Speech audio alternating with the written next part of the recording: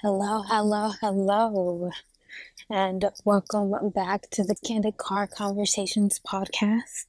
I am your host, Dr. Kayla Word, and I am the content creator behind the KandidKayla.com platform that hosts this podcast. Here on this corner of the internet, we are all about growing ourselves, in ourselves, and for ourselves through the 8 dimensions of wellness as active participants in our relationships with ourselves, God, and the people around us, with the goal of reaching, attaining, and maintaining ultimate health. And so here you hear all different kinds of things about wellness and keeping ourselves and growing ourselves and maturing in ourselves. And so we're going to talk about that. Today we are doing another outside walk. So you're going to hear the wind and the birds and cars and all of the things. But I think today's conversation is going to be good. So we're going to start off with a prayer like we usually do. Then we're going to go ahead and I'll give you guys an overview of what we're going to talk about today. And we are going to get started. So, dear Jesus, thank you again for an opportunity to have breath in my lungs and to be alive and well. I pray that you will be with me, be with all of us as we receive everything from this podcast, but be with me as I say what it is that you would have me to say and help this conversation be good and to help spark more dialogue in Jesus' name. Amen. So today I wanted to talk about the antithesis of what we have been talking about. So on the podcast for a while, we've been talking about the power of villainizing people and creating villains and really villainizing spaces and the issues that can come with that. And so today I wanted to talk about the power of romanticizing our lives, more specifically how in romanticizing our lives, we can bring ourselves into a clear, more realistic space of life, especially when we are dealing with periods and seasons of not being well. So depression, anxiety, things of that nature. We have a tendency to view our lives lower than we should. And so the Bible says not to think more highly of ourselves than we should. In the same way, I think we shouldn't think of anything more highly than we should.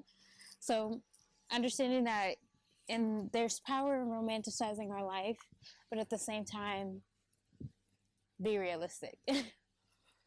So I'm going to just kind of go through it. I guess the overview for today is just we're going to talk about romanticizing ourselves and what that can look like, and then how to not have toxic positivity, because toxic positivity can definitely make our wellness worse.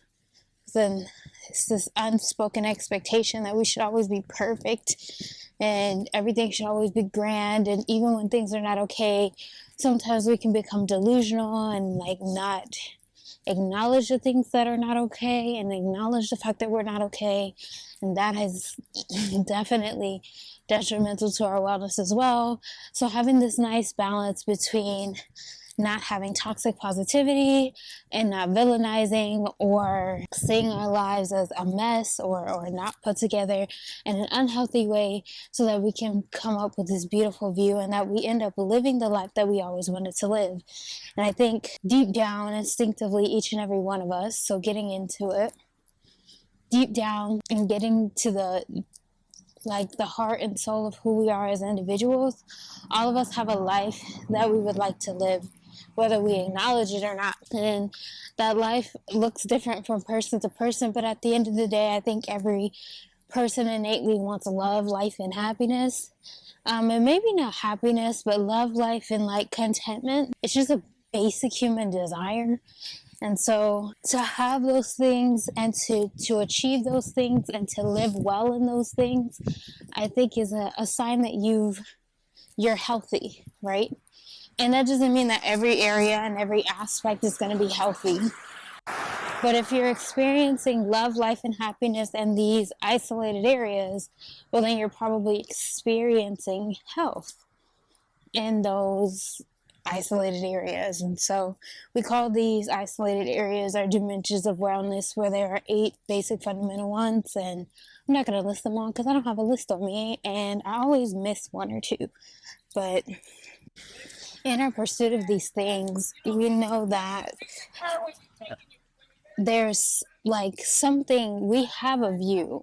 We know when we're not happy because somehow our internal compass of what we believe to be healthy and what we expect to be love, life, and contentment is skewed from whatever it is that we're experiencing. Typically, that's when we determine that we're unwell, or we are unhappy, or we are experiencing something that we don't consider to be healthy. And so it is very simple to feel it, but knowing what it looks like to have those things is not as simple. And so that's step one. If we're going to romanticize our life, we got to know what it is exactly that we're looking for. If I'm talking about my physical wellness, right, a lot of people are like, oh, I want to be really skinny and, Eurocentric and what that looks like to be beautiful. But for me, that's not my standard of physical health. If I can walk around the block and not be out of breath, I'm cool. If I can walk up my stairs, even better. You know what I mean? And if my heart is healthy, I get a full bill of health per my doctor, through the moon. You know what I'm saying? And so in believing that and knowing that that's my definition of love of my body, life in its fullness, and contentment to be able to sustain it, well then when I'm looking in the mirror and that doesn't match up with my definition, I need to now begin to I know where the gap is. Does that make sense? Between where I am and where I want to be. The second thing to romanticize our life is to do it. Just that. I'm not saying visualize, because I don't believe in manifestation, right? I believe in faith. I believe in prayer. I believe in the intersection of that with you doing the work. But romanticizing it is literally just living in the moment and creating and changing your mind on how you feel about where you are versus where you want to be. Prime example, if I'm, again, this physical example of my physical health, if maybe I'm putting on a little bit of weight or I'm bloated, right? Because we get bloated as women. If I'm experiencing extreme bloating and it's not reflected of the hard work I've been putting into my body, well then to romanticize my physical health is to look at myself and say, I am beautiful just the way I am, and I know that I've done everything to check off the box for where I feel I could do the work in order to become the person that I want to be. There's nothing else I can do but do what I've been doing. And so I'm romanticizing that in terms of changing the way that I feel and not focusing on the negative and viewing myself from a positive lens. Now, how do we view ourselves from this positive lens without toxic positivity? Well, toxic positivity negates the reality, which is I don't feel good about where I am, right? Toxic positivity says, even though I don't feel good about where I am, I'm going to act like everything is okay. And as long as I don't acknowledge my negative feelings, then everything will be okay. Or worse, toxic positivity says, the only way for me to ever be happy in my body is if I meet my goal. And thus, I must always say that I am working, even if I'm in a period or a season of rest. And that's very detrimental to our thinking, because it's okay to not want to do it. I'm out here and I'm recording this podcast and I'm walking, and that's cool, but I'm not gonna lie, I'm tired. I'd rather be taking a nap. But romanticizing my life says, I'm gonna go for it even though I don't feel like it. I'm still acknowledging the fact that I don't feel like it, but I'm still gonna do it. And not having this detrimental or villainous view of myself is not like, oh, I have to go do it because I'm fat, or I have to go do it because this is the only way for me to get to X and Y space physically coming up with these obsessive views of myself that are negative, because that's not helpful either.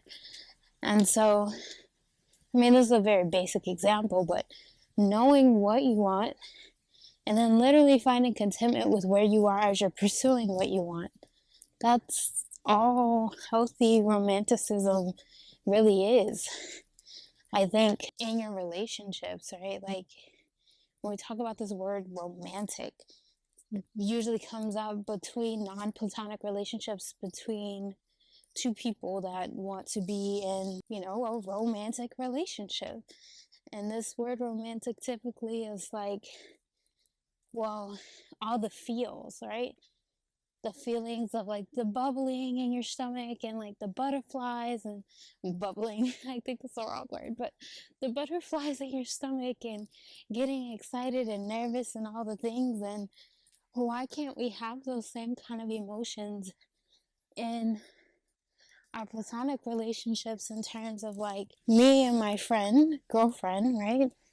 Me and my friend are pursuing a deeper relationship with each other as friends, platonic only, but I'm going to romanticize it in terms of I'm going to do cute little things to ensure that we keep the spark alive in our friendship. You know what I mean? Like, if my friend really likes cheesecake, well, I'm going to go find the best cheesecake place, and that's where we're going to go eat. Like, just little things to keep the spark alive, to help you feel excited about these different areas of wellness, and it transcends all of it. This week, I am in not mandatory, but like my job paid for this really expensive, like $2,500 training that I'm going through all week. And I'm excited about it, but I'm not gonna lie, 10 a.m. to 7 p.m. is a really gruesome schedule to be working nonstop, no breaks. I mean, we get an hour for lunch, which is why I'm talking to you right now, but all in all, it's gruesome, it's tiring.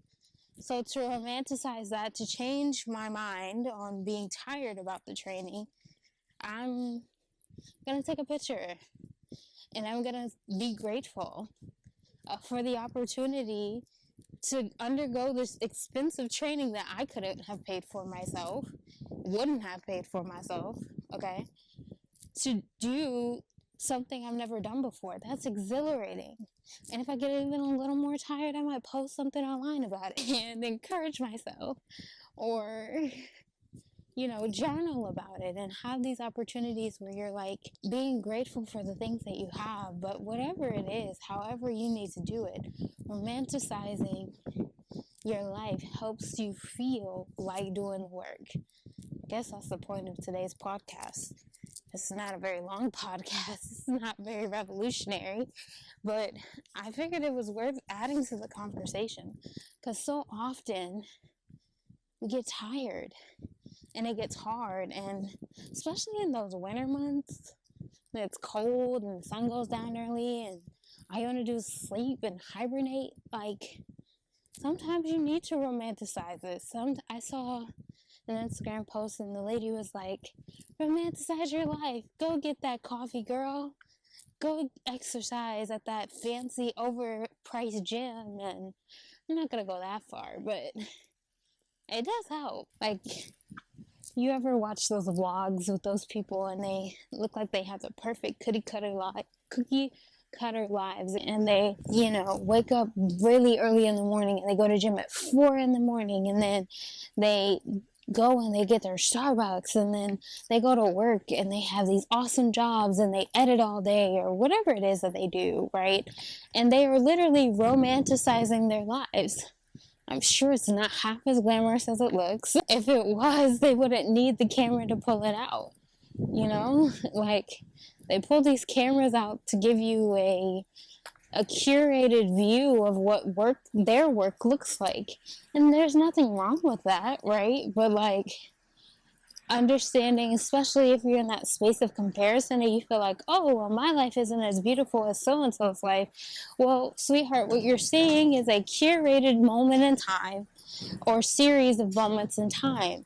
You don't see when they're having to, get the food out their teeth or wipe their butt because they pooped, or, like, everybody puts their pants on the same way.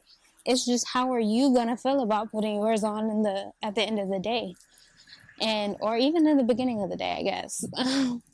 But nonetheless, however you proceed to get motivation, romanticizing your life can help. And that's all I came to say. I came to say that the long walks on the beach and the nice pictures of other people's lives don't negate from the fact that relationships still have arguments and they all take work, especially if they're healthy. Romanticize your life, child.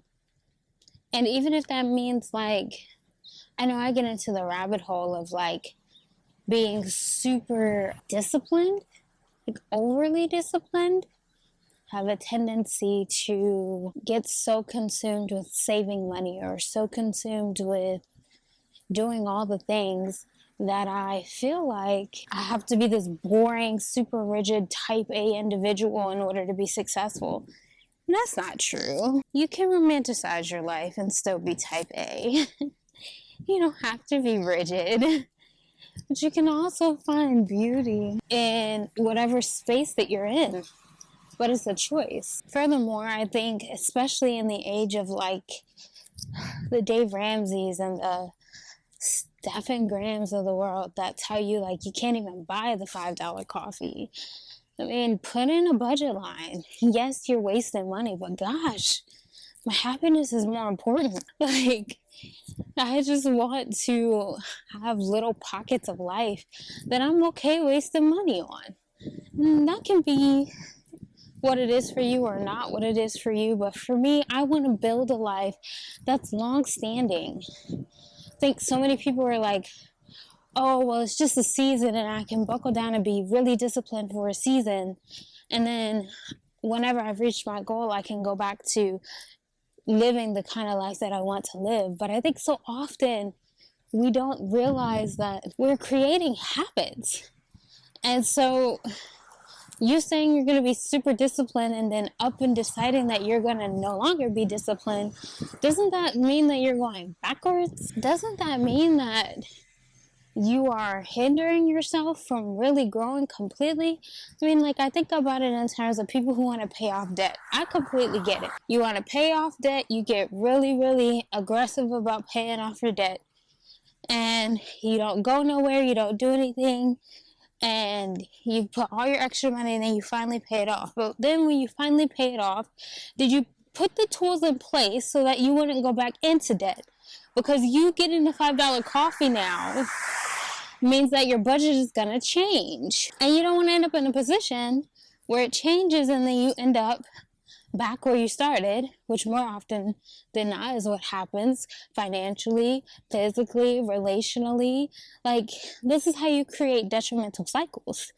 I want to put things into place where I'm building healthy habits to build upon for the rest of my life, to grow upon. And if we're trying to build a life, which we've also talked about this on the podcast, the power of building your life. And building meaning you lay a foundation and you're adding bricks by bricks by bricks over time, so that you don't end up in this never-ending cycle of doing something, getting better, and doing something and getting better, and doing something and getting better. And then you have this increase, decrease, circular situation, and you end up in these situations where you're going through the same thing over and over again, except with different faces and different spaces and in different seasons, but you got the same issue. And that's a waste. I want to live a life that goes from glory to glory. And so if that means that I make my savings goals a little bit slower because I'm thoroughly enjoying my $5 coffee every day, well, then so be it.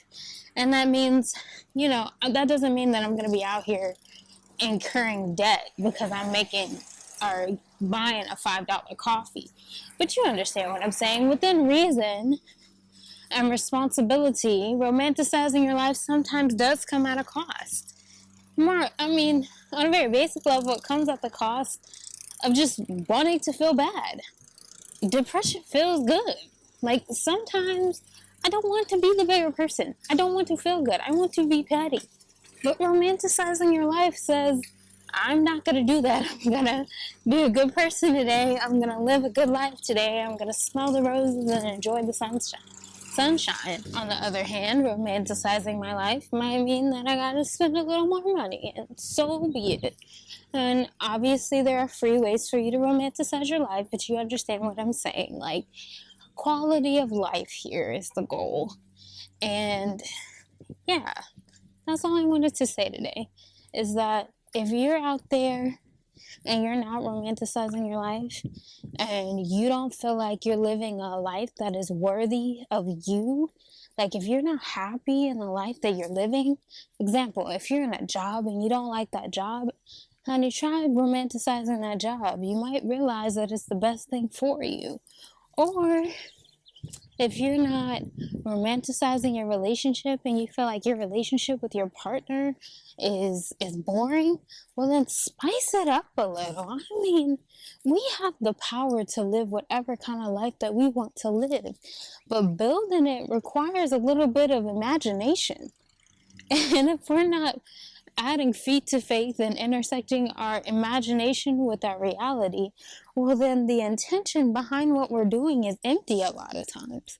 So live, truly live, enjoy your life so much so as to live completely, fully, beautifully. So if you guys have made it to this part of the podcast, this is when we talk about the practical applications and what it looks like to practically implement the romanticizing of our lives. And I already talked about plenty of examples, but let's talk about summarizing that and what that looks like on a very general scale. Number one, like we said before, you want to be observant of what life, love, and happiness or contentment looks like for you, right? So where it is that you want to go, then take inventory of where you are.